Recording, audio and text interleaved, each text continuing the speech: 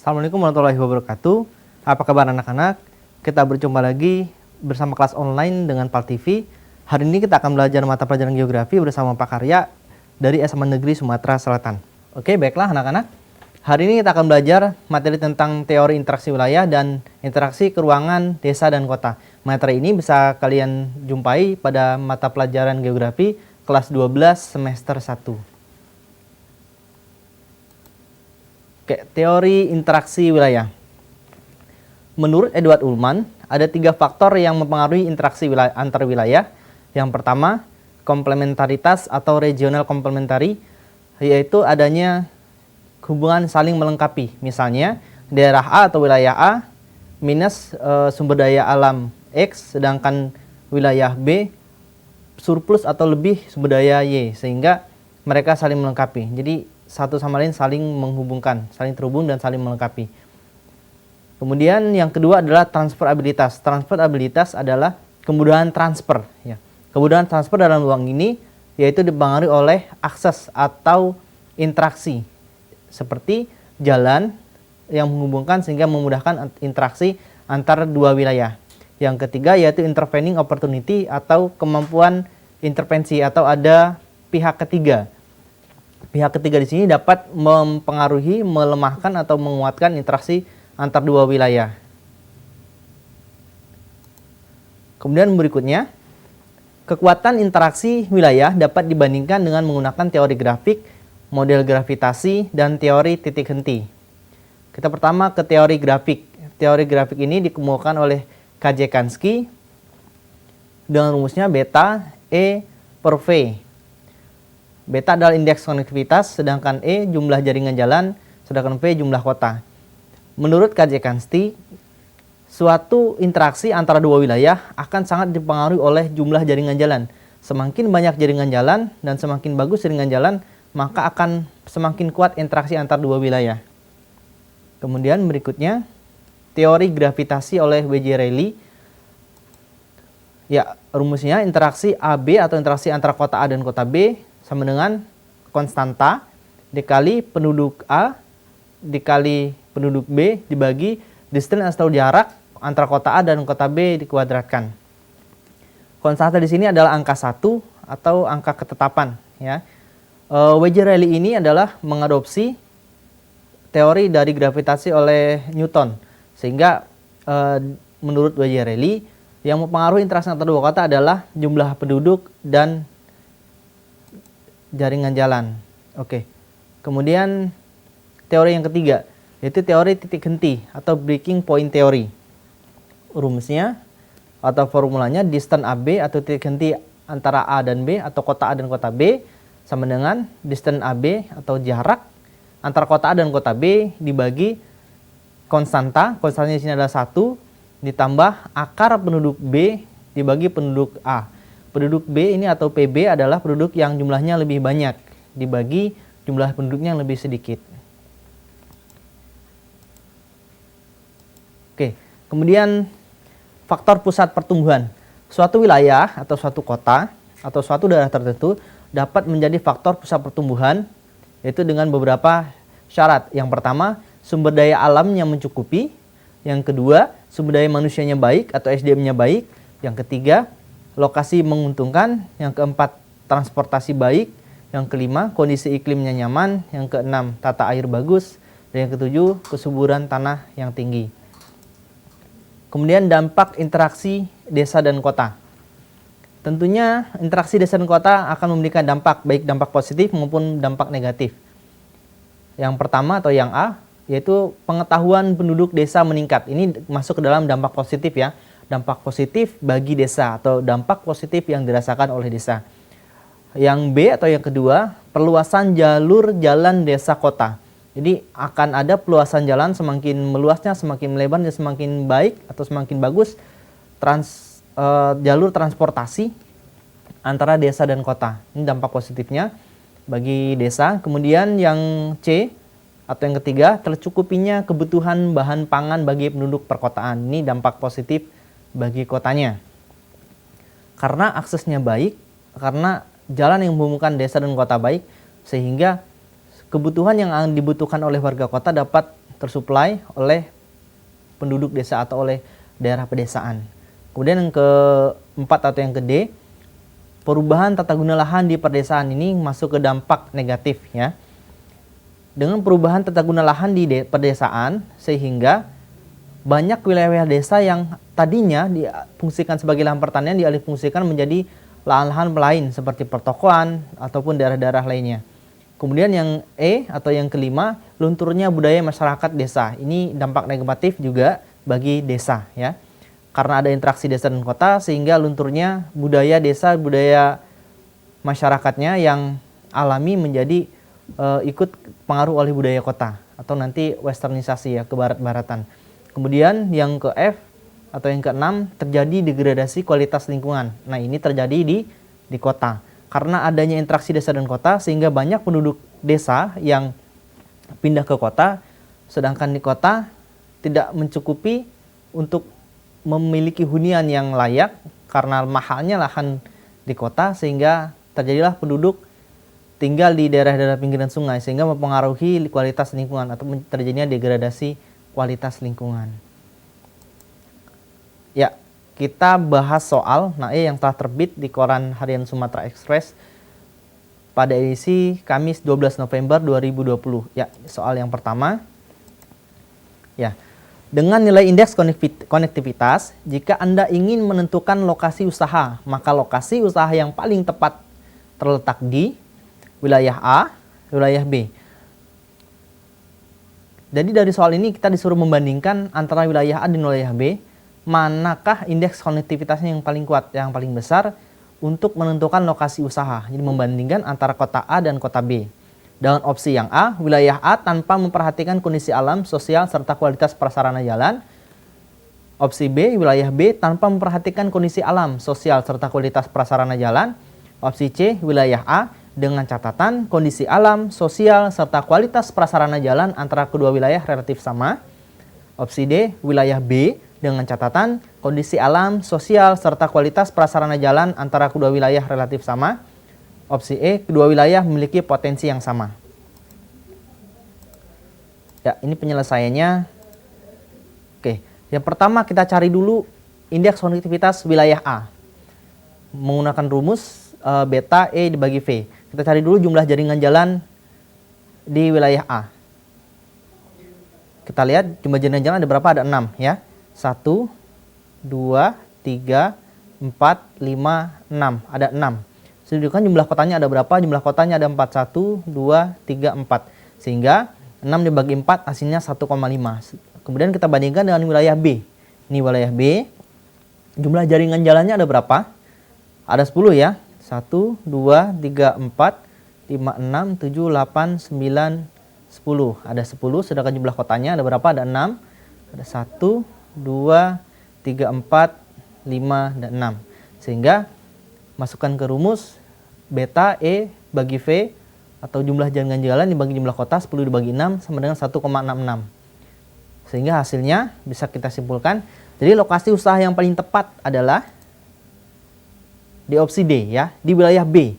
Dengan catatan kondisi alam, sosial, serta kualitas prasarana jalan antar dua wilayah relatif sama. Jadi antara kota A dan kota B, jika kita akan mendirikan lokasi usaha lebih tepat adalah di wilayah B, yaitu karena indeks konektivitasnya lebih kuat atau lebih tinggi pada angka 1,66, sedangkan wilayah A pada angka 1,5.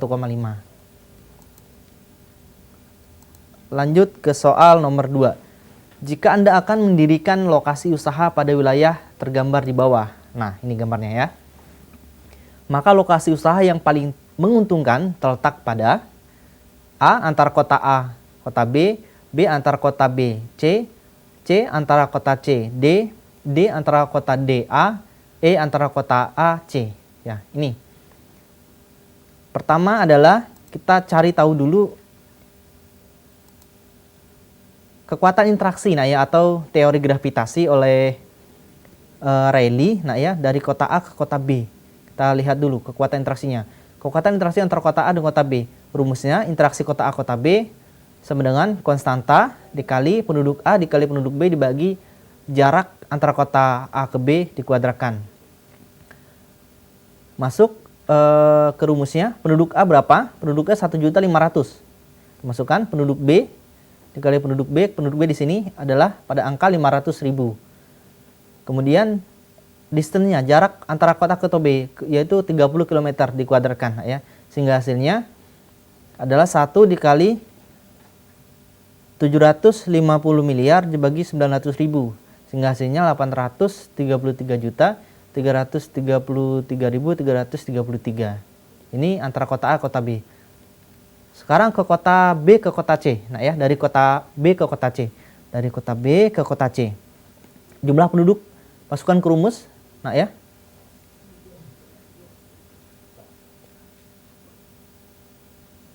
Ya, masukkan ke rumus.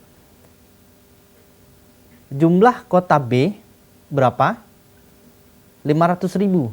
Jumlah penduduk kota C-nya 700.000 dibagi jarak dikuadratkan 20 km. Hasilnya 350 miliar. Nah ya, dibagi 400.000 hasilnya adalah 875 juta.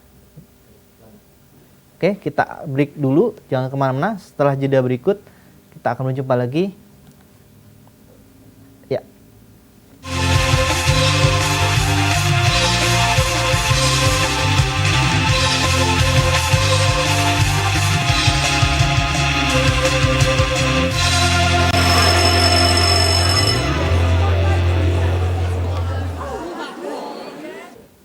Oke, baiklah anak-anak, masih bersama kelas online. Kita lanjut pembahasan soal berikutnya.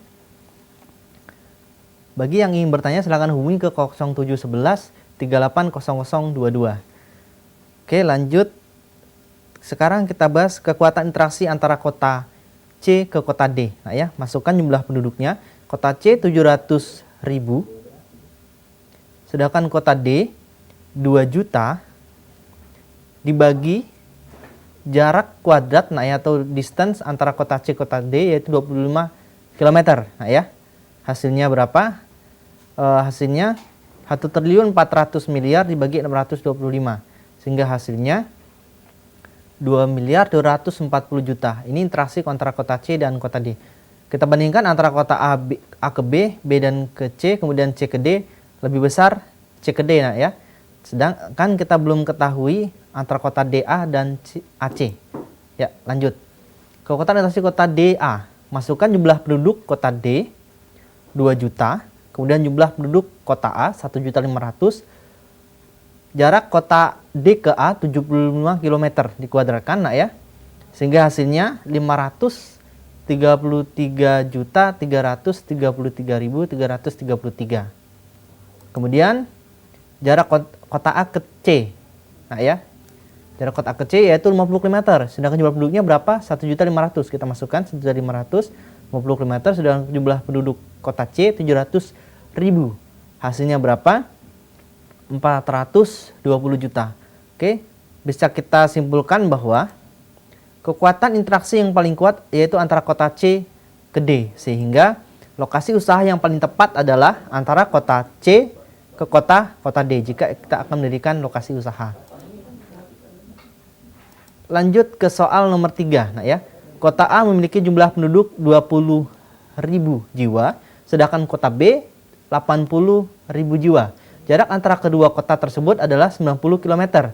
Jika Anda akan mendirikan pom bensin, lokasi yang tepat dan strategis agar terjangkau oleh penduduk setiap kota tersebut adalah A 18 km dari kota A, B 18 km dari kota B, C 30 km dari kota A, D 30 km dari kota B, dan E 35 km dari kota A. Ya, ini menggunakan teori titik henti. Nah, ya, distance AB atau titik henti kota A ke B sama dengan jarak kota A ke B atau distance AB dibagi konstansa ditambah akar penduduk B dibagi penduduk A. Penduduk B adalah penduduk yang jumlahnya lebih banyak. Nah, ya, jaraknya antara kota A ke kota B 90 km, jumlah penduduk B yang lebih banyak 80.000, penduduk A 20.000, sehingga hasilnya 90 dibagi 1 ditambah akar 4, 90 dibagi 3 yaitu 30. Sehingga lokasi strategis untuk mendirikan pom bensin adalah 30 km. Dari mana? Dari kota A, yaitu kota yang penduduknya lebih sedikit, ya, 20 km. yaitu 20 juta jiwa, 20.000 jiwa nak ya, dari kota A, 30 km dari kota A. Selanjutnya nomor 4, pernyataan 1 pusat kebudayaan, 2 sarana transportasi memadai, 3 banyaknya pengangguran, 4 tingginya kualitas penduduk, 5 kaya sumber daya alam. Faktor penyebab suatu wilayah menjadi pusat pertumbuhan terdapat pada angka A123, B124, C135, D245, E345. Oke. Syarat suatu wilayah menjadi pusat pertumbuhan. Nah ya. Pertama, sumber daya alam mencukupi, yang kedua SDM baik, ketiga lokasi menguntungkan, keempat transportasi baik, yang kelima kondisi iklim nyaman, yang keenam tata air bagus, yang ketujuh yaitu kesuburan tanah tinggi. Sehingga hasilnya apa? Ya, D245. Nah ya, sarana transportasi memadai, tingginya kualitas penduduk, SDM-nya baik, kemudian kaya akan sumber daya alam. Lanjut soal berikutnya, soal nomor 5. Kota X surplus perangkat elektronik dan minus beras. Kota Y surplus beras dan minus perangkat elektronik. Interaksi kota X dan kota Y melemah dengan adanya kota Z yang surplus perangkat elektronik dan beras murah. Faktor interaksi antar kota tersebut menurut Edward Ullmann adalah A. Saling membutuhkan, B. Saling intervensi, C. Kemampuan spasial, D. Perbedaan region, E. Perpindahan kemampuan. Ini ya, menurut Edward Ullmann ada 3 konsep atau faktor yang mempengaruhi interaksi antar wilayah. Yang pertama komplementaritas, yaitu saling melengkapi. Yang kedua transferabilitas atau kemudahan transfer pemindahan barang dan jasa karena akses jalan. Yang ketiga intervening opportunity, yaitu kemampuan intervensi atau ada pihak ketiga. Di sini berarti jawabannya adalah B ya, saling intervensi. Lanjut soal nomor 6, soal berikutnya. Soal UNBK 2017, pernyataan 1 tingkat pendidikan, 2 jumlah penduduk, 3 jarak 2 wilayah, 4 mata pencaharian penduduk homogen. Faktor yang menentukan kekuatan interaksi 2 wilayah terdapat pada angka A1 dan 2, B1 dan 3, C2 dan 3, D2 dan 4, E3 dan 4. Ya. Berdasarkan pendapat Rayleigh, nah ya, bahwa kekuatan interaksi antar 2 wilayah yang berbeda dapat diukur dengan memperhatikan faktor jumlah penduduk dan jarak antar 2 wilayah. Sehingga jawabannya adalah 2 dan 3. Ya, berarti opsi C. Jumlah penduduk dan jarak 2 wilayah. Kemudian soal nomor 7, soal UNBK 2019, pernyataan 1 interaksi mulai nampak, 2 sudah ada tatanan masyarakat, 3 terjadi perdagangan antar wilayah, 4 mengembangkan potensi secara optimal, 5 mekanisasi dan teknologi lahan pertanian. Ciri desa swasembada terdapat pada angka A123, B124, C235, D245, E345. Ya. Ini klasifikasi desa dulu, nah ya. Ada desa tradisional, desa swadaya, desa swakarya, dan desa swasembada. Desa tradisional ini desa yang terisolir, nah ya, bisa dicontohkan di desa pada suku Baduy. Kemudian desa swadaya, desa yang sudah mampu memenuhi kebutuhannya sendiri. Kemudian desa swakarya itu transisi, dia bisa memenuhi kebutuhan sendiri dan bisa juga memberikan kepada desa yang lain, sudah ada hubungan dengan desa yang lain. Kemudian desa swasembada atau desa modern atau desa maju, itu desa yang sudah maju dengan adanya perkembangan teknologi. Nah, kita bisa dilihat jawabannya apa? Berarti jawabannya 345. Nah ya, kan yang diminta adalah desa swasembada. Terjadi perdagangan antar wilayah. Yang keempat, mengembangkan potensi secara optimal. Yang kelima, mekanisasi dan teknologi lahan pertanian. Jadi desa yang benar-benar sudah maju. Ya, soal berikutnya. Pola pemukiman desa di bawah sesuai gambar adalah A. memanjang, B. mengelompok, C. menyebar, D. tersebar, E. mengelilingi fasilitas tertentu. Ya, jawabannya kita lihat dari gambar. Ini desa memanjang, nah ya. Desa memanjang mengikuti pola jaran.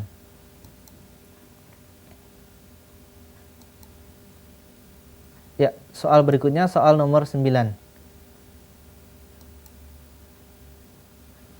Pernyataan Satu, penduduknya mengalami kemerosotan moral. Kedua, terjadi pemusatan penduduk. Ketiga, sebagian besar penduduk bekerja pada sektor agraris. 4, perkembangan kota bertumpu pada sektor industri. 5, sebagian besar penduduknya bekerja pada sektor industri.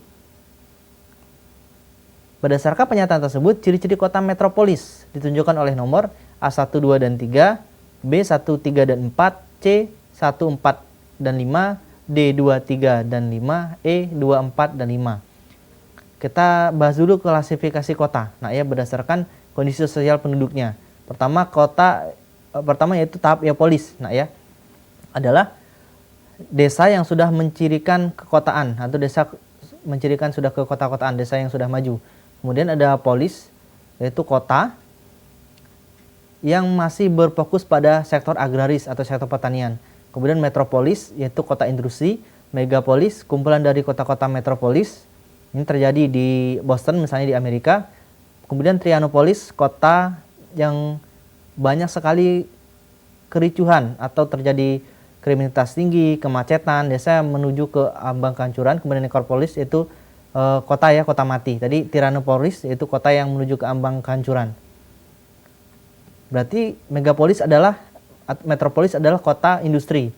Kita lihat yang corak-corak industrinya dari opsi berarti adalah jawaban E ya, 245, yaitu terjadi pengusahaan penduduk bekerja pada sektor industri. Nah ya. Kemudian sebagian besar penduduknya bekerja pada sektor industri. Jadi sudah kota metropolis atau kota industri. Nah ya. Kemudian soal nomor 10. Pernyataan. Pertama, 1, pengetahuan penduduk desa ke arah kota lebih modern meningkat. Yang kedua, masuk teknologi tepat guna ke desa. Yang ketiga, terjadi penetrasi kebudayaan dari kota ke desa yang tidak sesuai tradisi. Yang keempat, terjadi perubahan tata guna lahan di pedesaan. Yang kelima, terjadi pengurangan tenaga potensial di pedesaan. Dampak negatif dari interaksi desa kota terdapat pada angka A1, 2, dan 3, B1, 2, dan 4, C2, 3, dan 5, D2, 4, dan 5, E3, 4, dan 5. Jawabannya adalah, kita lihat dampak negatif interaksi desa kota. Opsi E ya, opsi E yaitu 3, 4, 5. Pertama, opsi E yaitu 3, terjadi penetrasi kebudayaan dari kota ke desa yang tidak sesuai tradisi. Jadi melunturnya atau berubahnya pola masyarakat desa, pola kehidupan masyarakat desa ya. Kemudian perubahan tata guna lahan di pedesaan. Tata guna lahan di pedesaan yang awalnya menjadi daerah agraris atau lahan pertanian, lama-kelamaan akan berkurang karena adanya terus pembangunan dari kota ke desa atau diimbaskannya dari kota ke desa. Kelima, terjadi pengurangan tenaga potensial di pedesaan ya.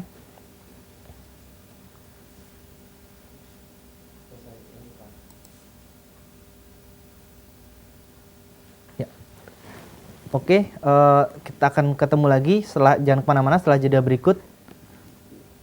Saya Hari, wassalamualaikum warahmatullahi wabarakatuh.